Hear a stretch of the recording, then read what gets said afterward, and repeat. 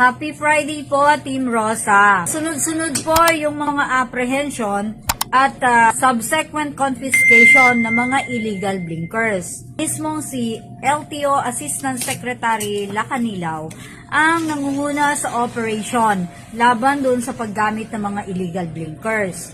Meron po kasing batas na Presidential Decree 96 na pinagbabawal po yung paggamit ng blinkers. So yun pong gumagamit ng mga blinkers sa ngayon na hindi naman marked vehicle at hindi authorized na gumamit nito, mag-isip-isip na po kayo at kayo na po mismo ang magtanggal ng inyong mga blinkers.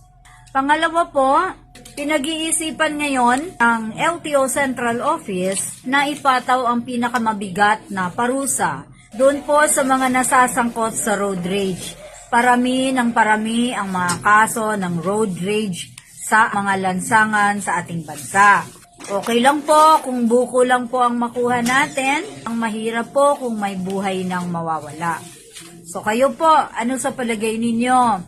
Dapat bang i-permanent revoke ang mga lisensya ng mga driver na nasasangkot sa road rage?